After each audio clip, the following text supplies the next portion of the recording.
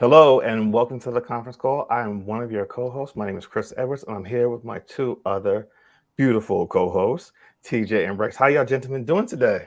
Glamorous. I'm We good. can tell with your little dangly earrings. Whatever. Dangling earrings. I'm good. Come I got me on. some good old OJ. It's organic. Is it? hmm Did you go and pick it from the tree yourself? I did not, but Aldi did. Okay. Y'all have Aldi's there? We do. They're Mm, everywhere. We do. We're real sophisticated over I'm drinking organic water. yeah, here. me too. I have some organic Celsius. I'm gonna have some organic herbs later on Okay. A as mess. well. So we're just all organic on screen today. hmm So listen, this is part two of our vacation topic that we did last week. We figured, we didn't get a chance to delve in enough, so we want to bring you some more. I think what we're really going to talk about today is the pitfalls of traveling, and then also what it really takes as far as cost, and then also travel documents. I remember last week when we were talking, TJ, because you've never been out the country. Do you have hmm a passport? Yes. Oh, okay. So it's From just now. America? What? I said from America? Correct. Oh, okay. Yeah, from the United States of America. I do. Yeah. So wait, but even before you do that, one of the things I found out recently, this is something that's going to take effect in 2024. If you are planning to travel to Europe next year, you will have to get a visa in addition to bringing your passport. That is something that's going to go in effect, I believe, either in January or February of next year. Yeah, and there's a website you can go to apply for this visa, and it costs like $7.45, something like that, some odd number You know to what? do it. That it doesn't surprise me. I would think any country would want to protect themselves from Americans coming into their country. So This the this is more for the this is more for documents, the better. this is for anyone from outside of Europe going into Europe. This will be a requirement, and they actually are telling people you need to do this at least a month in advance, so you have all your proper documentation. Because when you get there, you don't have any issues. One, it's an additional piece of security for Europeans, but then also it's another way to generate revenue for the country. So, just like how you went to Europe earlier this summer, Rex, you'd have to get that additional visa document to travel with into the country now. Um, you said this takes effect next year. Next year, I believe it's either January or February is going to take effect. So, Lordy Lou. yeah, that's something that just came out a couple weeks ago.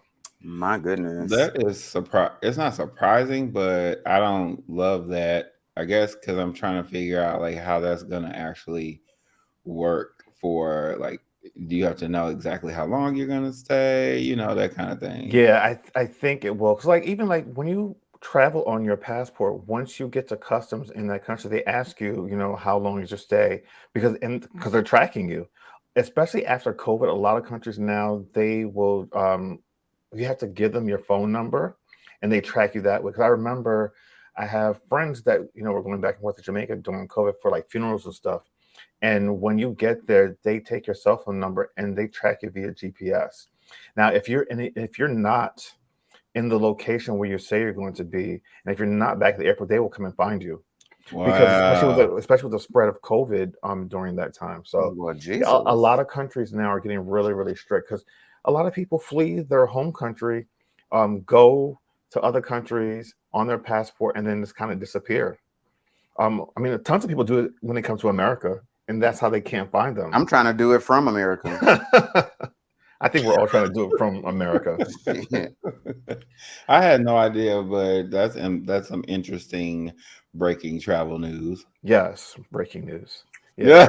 Yeah. Break. I should have a breaking banner that goes on the bottom. Breaking news. Breaking Yeah, news. I'll add it later. Okay. But let's get back to the topic at hand, vacation. So we know we had kind of talked about some of the places we've been and how we've traveled. And I remember one of the concerns or the questions that TJ had asked was, how do you guys do it and make it cost effective? Mm. And I think I remember where we left off was I was telling people that one, If you get an opportunity to travel with someone that you know you can travel with, do that because that will cut your cost in half automatically. If you're okay with sharing a room, share a room. Go have If they don't live with you. yeah. Yeah. Well, listen, yes. But like before I got married, I used to travel with two other photographers, and what we would do to cut costs is we would get large rooms where there were either three beds or two beds and a pull-out bed. And if we were there for a extended period of time, we would make sure that the one person's not sleeping on that cot for the entire time. We would like switch. Mm-hmm. We would all chip in on the car for gas. We would just kind of like we here's something which is I think a good idea.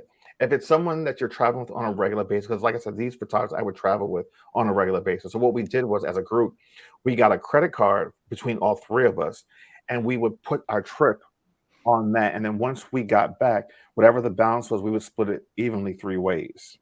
So we would use that card for um, gas, tolls, any expenditures that we would occur on the trip. If you want personal items, you would use your own money, but for group things, we would use the group credit card. And then also what we did was we had it signed up with bonus points and miles. So I remember one trip, I believe we ended up only paying for half of what the car was because we used points to get the vehicle. So Wow.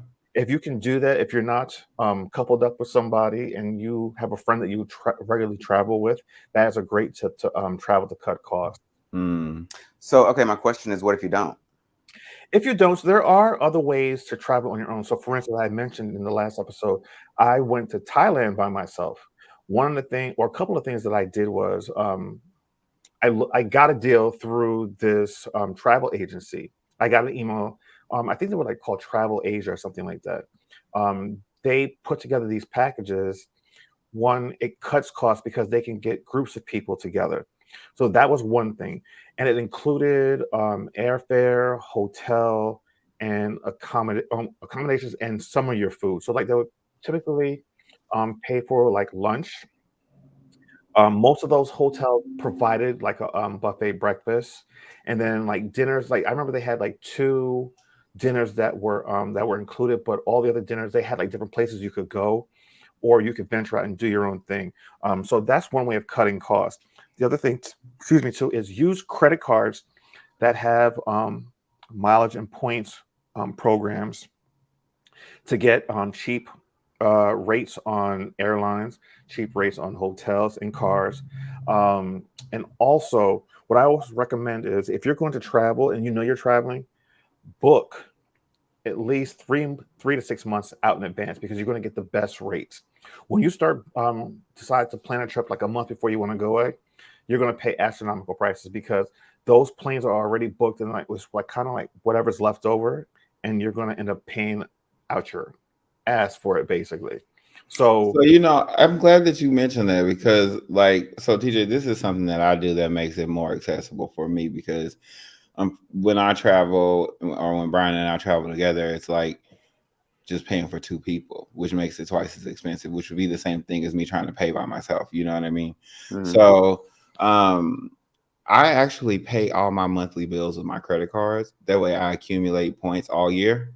Mm-hmm. And so, and also like if you go somewhere and you book a hotel or whatever, say if you have like a particular card that offers like points for that, like for example, mine offers like 5 times the points if I book a hotel with or I book an airplane ticket, something that's less expensive domestically or whatever. But I also like pay my rent and buy gas and pay my light bill and all that stuff with that, and I get the points for it. And so this time when like you mentioned earlier about me traveling in earlier this summer, I used a lot of fucking points for that. Like I think by the time I was ready to travel, I had like 250,000 points, and it paid for $3,000 of my trip.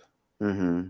And so, and then it took an extra $700, I think, off of the cost of my hotel. So, like, basically, I had like a $4,000 head start and and I really try to save it for like a big trip. Doing a vacation here in the States is kind of manageable, but like Yeah. European trips are kind of more expensive just for the flight or whatever. And then I use the time in between to kind of look up stuff to try to see if I could get a best deal. And a lot of times, if you book packages through the actual card issuer, you get a better deal than you would if you just go like straight through like the travel company or whatever. Yes. So it helped. And so I ended up spending, instead of spending like $10,000 for two round trip tickets, I ended up spending like six. Yeah. Let me just kind of follow up on what Rex said about paying on your credit card. I met with a financial advisor earlier this summer because I'm looking at switching banks, and I have a bunch of stuff going on with business and stuff. So one of the things he said is stop paying your monthly bills and expenses with your debit card because one, that does not build your credit. That does nothing for you. What you want to do is whoever you're banking with, get the bank credit card that is and tie it to your account. Pay all of your monthly expenses that you can pay. If you can pay your rent, if you can pay your car note, if you can pay, utilities bills, do it with the credit card, and then before the bill comes the following month, you just pay that up because you already had the money to pay off those monthly expenses. Right. Hopefully. And then what that does, well, yes, hopefully. But what that does is it goes on your credit report. It shows that you're making purchases and you're paying off the balance in full, and that creates credit. So if you ever in need of a personal line of credit, one, you go for a personal line of credit within the same bank that you're in. They don't have to do any research. All they have to do is pull up your account. They see all the transactions and the payment history, and they're more willing to approve you for a credit loan or any type of loan right there on the spot because you've already established that credit history with them.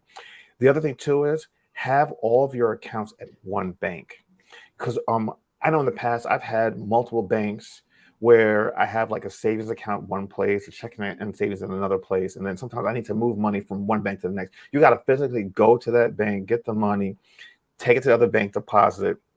Whereas if you have it all at one bank, you can set up like a business account, then a personal account, and then like for instance, if you're married, you can have a joint account. You can link all those accounts together and move money back and forth between those accounts.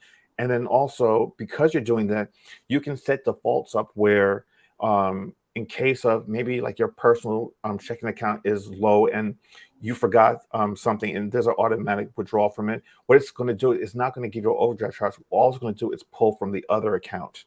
So it's a lifeline and a backup for you. But yeah, so just to get back to what we were saying, pay with a credit card. Pay your Try bills with a to credit card turn to get the into a points. finance tutorial. Yeah. No, but Baby, but listen, traveling really is about managing your finances and knowing that you can financially do it. And I think a lot of people are afraid to say that Go they say ahead. they No, I can't want to hear travel. that before he forget. Come on. Come on. that's part of I think what we were touching on last episode, and I think why we are doing a part 2 of this episode.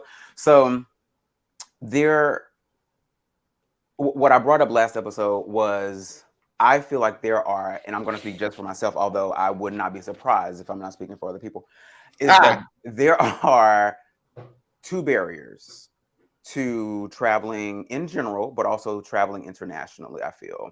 1, experience, and 2, finances, right? So financially, is it possible? Probably. But in the past, I feel as though I've not perhaps given myself permission to spend that type of money because I got light, water, gas, mortgage, car note, car insurance, et cetera, et cetera, et cetera. And so has there been maybe a couple of opportunities where, some friends are like, oh, let's go to Jamaica, blah, blah, blah, blah, blah, blah. Sure. But what has always been in the back of my mind, less these days, but in the past, what has always been in the back of my mind is like, that sounds all well and good, but who gonna pay this mortgage? Who gonna pay this car note? Who gonna pay this? Who gonna pay this? Right. So that's one thing. But then again, the second barrier is experience, right? So for anyone who has not traveled abroad, i.e., myself, you might as well be telling me go to the moon. Right.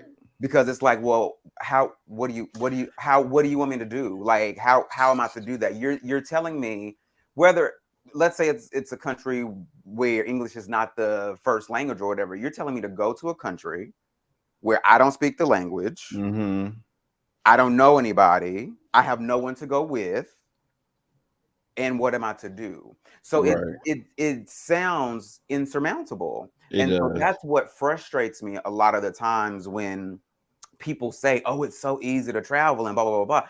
And I'm like, is it though? Because there's a lot that goes into that, and I'm sure it's easy once you have done it Right. multiple times. But for someone who actually has not done it and may or may not have the financial means to do it, it is Mm. not that easy. I felt So like that before too, though, TJ. Because just to kind of add to what you were saying, like for me, it was even more like mine is just the regular travel expenses. If you when you're a larger person, you have to take additional like precautions for travel. And so for me, I was like, it was always, well, I'll go, but I don't know if I'm gonna really be able to afford it because I know that those economy seats, that's not gonna work for me. Hmm. Right. So like I'm gonna have to buy a first class ticket, which means that I'm gonna have to pay premium for the travel on top of whatever the other expenses for the trip would be. And it Hmm. just sometimes it feels very daunting. It feels like, oh my God, what am I supposed to do now? Am I gonna ever get to do things? Like, why can't it be easier? Like, why can't I have the access to the same sort of travel, um, or economical travel as other people? right. And it boils down to just having to deal with the way the world works as is, and whatever. There's really no answer for that, right? But I just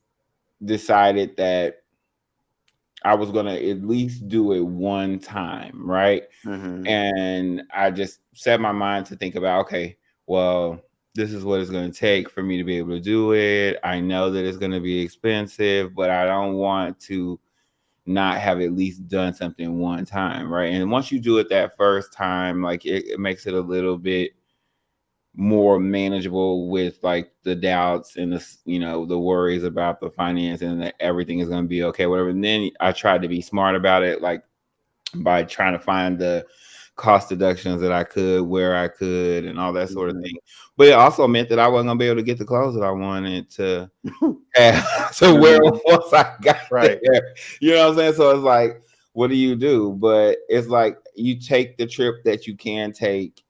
Like maybe your first trip isn't a European vacation. Maybe you just go to Mexico. Maybe Maybe go you to just go to Canada. Canada or something like Hmm. that, Absolutely. just to have the experience of leaving the country. So it's like my first international trip was to Europe. However, I did it through school, so it made it seem like it wasn't as, I just kind Daunting. of used the financial aid and that kind of thing, whatever. But like, it just, if you want to do something, you find a way to do it where it doesn't like create a damaging situation for you post trip, because that just ruins a trip if you worried about how Right. you gonna eat when you get back. Like, Right. Yeah, Right. exactly. yeah. So no, go ahead, TJ. I wanted to, I guess, kind of talk a little bit more about something you just said, Rex. Is so the first time you went out of the country was for a school trip. I Mhm. feel like that is probably true for a lot of people. Like the first time they had the opportunity to go out of the country was in high school or college or whatever. And thinking about that, I feel like that very well could have been like my first opportunity, but because when I was in high school I was in the choir, and there was an opportunity where the choir did go to somewhere, I can't remember, Mm. but I was not able to go because of financial reasons. So I did not go on that trip, therefore I missed that opportunity. I feel like, and thinking about like the logistics of, or even just going through and being able to see how that process is, I think that in itself is a privilege. Yeah. So because then okay, you've learned this thing. Now the first time I flew was on a trip with the choir, and so I did get that knowledge, and I was like, oh, this is how it goes. This is my first time on a plane, and you're going through the airport and you're going through security and blah blah blah. So you do get that you do get that experience. But yeah, unfortunately, and it goes back to that one of those barriers, the finances. Like you Yeah. can't just up and leave the country. You know what I Right. mean? And the It's So schools not. normally will help you kind of pay for it or whatever. Like when I remember it being a struggle because again with the doubles, the twins, when they were in high school, the band marched in the St. Patrick's Day parade in London. And I was like, okay, how am I gonna pay $4,000 a piece to send each one of these kids to Mhm, London with the high school band? Like this is some bullshit. But of course they go to school with people whose parents they're like, oh yes, this will be lovely and all this mhm, stuff. And I'm like, damn, how am I pay for this shit? And so I ended up they did like fundraiser stuff or whatever, and the band like offered like a facility for the kids who needed the financial assistance, like to be able to like sell stuff and get like credits towards the trip and that sort of thing. And I ended up asking family for extra money so that I could pay for it and make sure that they had money to, have fun like the other kids yeah. while they were there, that kind of thing. So, I don't know. mhm. It's like you just said, it's always some sort of financial factor that you're worried about when it comes to traveling, but it's like you got to figure out how to make it work. It's always some sort of finagling or trickery when you don't So have so ample cash. here is a really Yeah. good trick. You guys touched on a few things. One, doing it through school is always a great way. But here's the thing: look at traveling abroad as other things you've accomplished or overcome in your life. So, for Yeah. instance, leaving high school and going to college, if you went away for college, that is terrifying. Leaving home for the first time and going somewhere that you're not familiar with, meeting all these new people. And it's just like them speaking a foreign language because you come Yeah. from your little town or your little Mhm, area and you don't know anyone. So look at traveling in those respects. So for instance, I'll give you another example. You know, you quit your job a year ago or a year and a half ago, mhm, and you decide you're going to go back to school. I'm sure that was terrifying and you didn't know how you're going to do it or how you're going to manage, but you're now a year and a half into this experience and mhm, you've navigated that space. Traveling is the same way. The first time I traveled internationally by myself, because like I said to you, as a young kid, I'm an immigrant, so I know going back and forth, not really understanding as a kid, oh, I'm just getting on the plane, I'm going back to Jamaica or whatever. So I was in a way, I'm kind of privileged in that way, and I know that. But as an adult, doing my first international trip by myself, going halfway around the world to a country that I know nothing about, a language I do not speak, seeing people that I've never met before was terrifying and exhilarating at the same time. And how I approached that was just like how I approach anything in life. I didn't know you guys before, You still we don't? met. What? No, go ahead. Whatever. I heard you. Late register. But I approach every new situation how I approach any other situation. I'm coming to something new. I'm going to open myself up to the experience and Yeah. allow myself to get to know people. In regards to language barrier now, language really isn't a challenge anymore. We've got apps on our phone that will translate for you. And right. I actually did this when I was in Thailand once with I had bought and downloaded the app and took it with me. And you just hold it up, they talk, and it translates, you read it back, and you say your thing in English, and it speaks back out to them. So Mhm, like language isn't really a barrier. But now let's go back to the economical side of it. We spend so much money on wasteful things in regards to like buying coffee like every day. That's like $5 a day. That's $25 a week if you buy coffee 4 or 5 days out of the week, right? We spend money on movies and things like that. If you know you want to take a trip, you want to go somewhere, set aside a little savings account where you can the money that you have spent on things that you don't necessarily have to have, but you want to have them, put that into that account. Um, well, if we're talking about coffee, it's a necessity. If we're talking about No, caffeine, but it's a yeah, but see, but necessity. see, It's a but see, necessity. this is where people get tripped up. You don't have to go out and buy that coffee. Go and buy a coffee grinder, a press, or instant coffee, and have it at home. Yeah. You're going to save a lot of money. You have to be able to make sacrifices. When you say, "Oh, I can't afford it financially," that's just a way of saying I'm not even trying to see how I can maneuver to Mhm, make it happen. There were times where I was just like, all right, well, I want to go to this place, but it's a little out of my price range. Instead of staying at a really grand hotel, because we Shit. all have expensive taste, do something that's maybe medium level versus first class. You're Mhm. not going to miss anything. Plus, to be honest with you, a lot of times, What? listen to me, hold on. If you're, especially like when you go on like adventure type of trips, right? You're not spending most of your time in a hotel.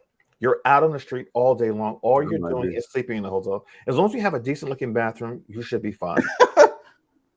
I'm Yeah, giving you ways to cut costs. yeah. I'm giving you Don't a firm no. listen. We know you. We know. But see, you're in a different bracket because your kids Am are I? grown. Yes, your Girl, kids are grown. They're out the house. a different You bracket and a different tax bracket. Exactly. You and your husband are doing well, and you can afford to go and do those things. Not everybody can. And if you can't, it's you have to find ways to cut costs to make those things. It's so funny that you say that because I think about I watch like we all do. We watch things, we see other people, we watch social media, everything looks so glamorous and glossy. I know it's not real. Like It's I not I participate in crafting um trickery. very specific narratives and images. What you said? I said Trickery, trickery. Trickery, yes, wiggery, yes, riggery. right. But like I still see things and other people, and I think to myself, man, I sure wish that I could like do some of the things that they're doing. I'm always really careful about wishing for what they have. I just want to have maybe the similar experiences, right? But even their experiences aren't real a lot of times. Right. When I say that I wish I could have the experience, I'm wishing for the experience that I see, not what they really got going on. Like I don't want nobody else's life. I don't want their bullshit, their problem, they probably I don't want their history and all the shit that they go through to be able to do the stuff that they do. You know what I'm saying? Like, Right. but I wish that a lot of things were easier, even really simple things, because it's so crazy.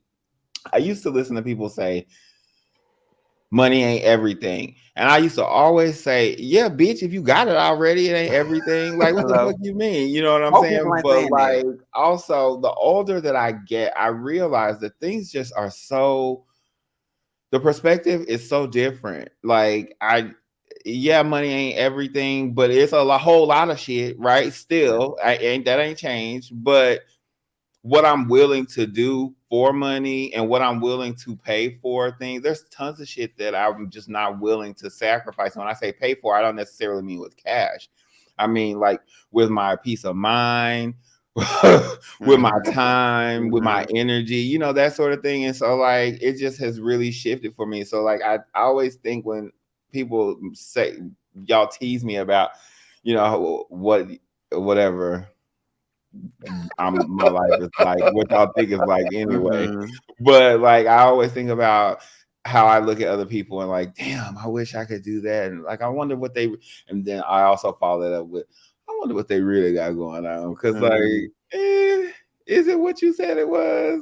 Maybe it is, maybe it's not. And see, that is, I'm so glad you said that because that was what was on my mind before you started talking. Is like, so yeah, if we're taking social media, for example, there are countless people with countless pages of countless videos and images of them in this country, going this place and doing this and having this experience, blah, blah, blah, blah, blah.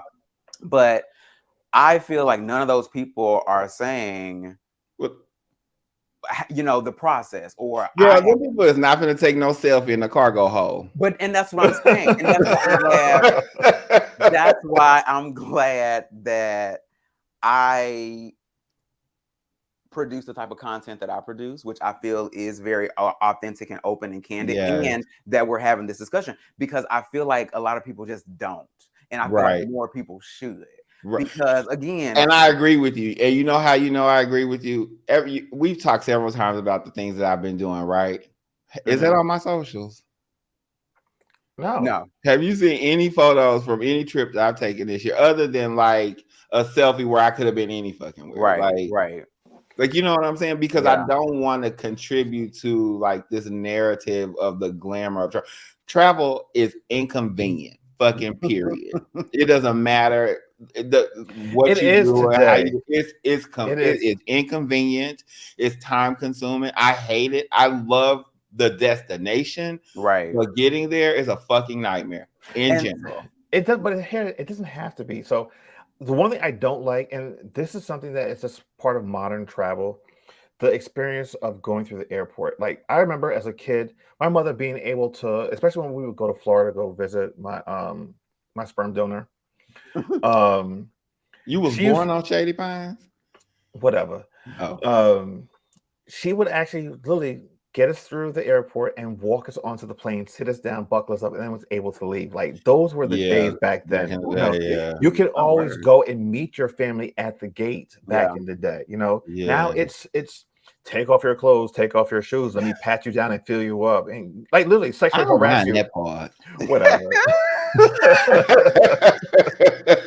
But That's the fun it's part. become so stressful, and like you got to get to the airport 2 hours for a domestic flight, 3 hours for an international flight, and now with all the flight delays. But I enjoy like the experience of flying and traveling, and I love it when I get to my destination, I clear customs, and I've gotten to that place. It's like, okay, I'm here. I'm ready to like explore, you Mhm. know, taste the food, see the people, enjoy Can the we culture. add like a little ticker tape down at the bottom of this part of the video where it says Let's say, results may vary? Because girl, Uh, like, Okay. because what he talking about, like, but Chris has a really positive attitude about most He things, does. and I just It's find it annoying. very disconcerting and unnatural. But we to each his own.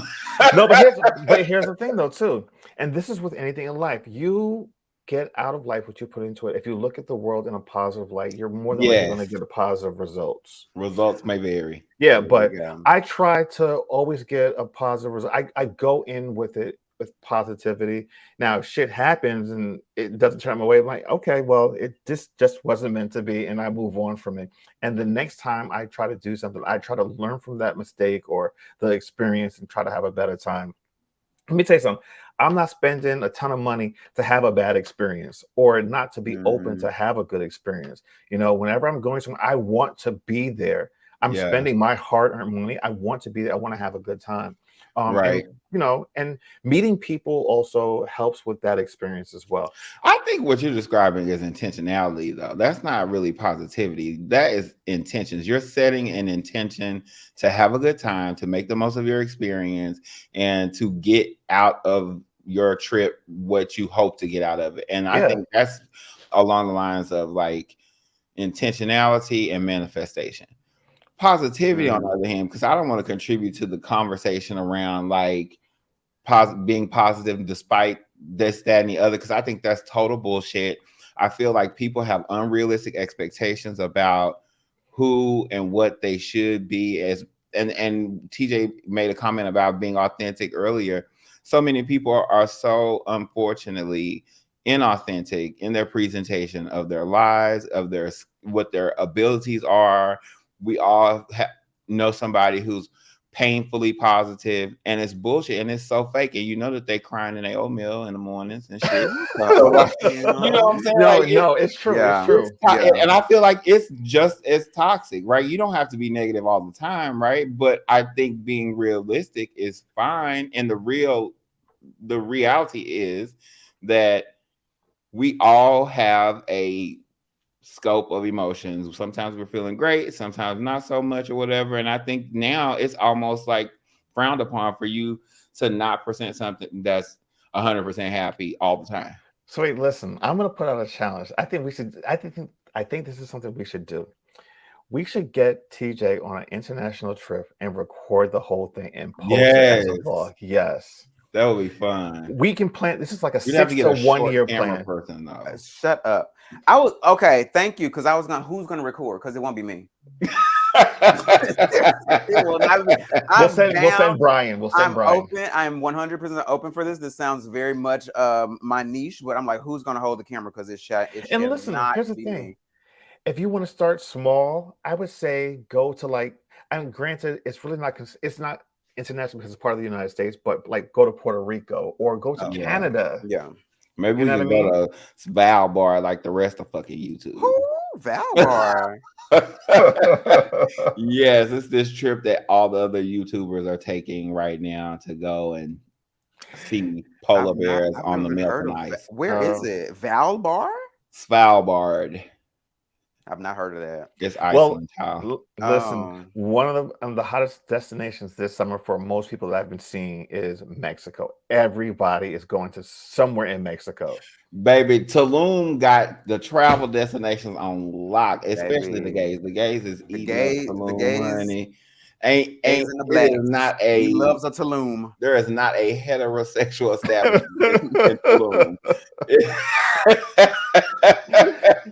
Everybody want to lay on that wicker bed, Not the wicker on their bed. towel, and take greasy pictures. Not Listen, crazy. I'm looking for the Maldives. That's where I want to go next year. My plan is to go next year. Well, I'm that's what you should record. And that might be that very well, maybe probably will be my first international trip, to be honest. Well, just know you're going to be on a big plane and a little tiny propeller plane to get there. I'm okay with that. Okay. I'm all right with that. propeller plane. Yeah, I want to. Yeah. How do you think you get to those little islands in the Maldives? How the fuck should I know? I don't go to little islands. Yes, I'll let you know. You're taking a little propeller plane and then you're taking a boat. That sounds cute. Yeah, whatever. I think we done all we can do with this topic. I'm over it. I agree. Well, I hope that TJ, you got something out of it, and I hope that the people that are watching got a little bit more knowledge as far as what it takes to really travel and just having an experience. Yeah, all right, whatever. All right, DJ, hit our music. Fumble a bag, now I will not fumble a bag. Every time.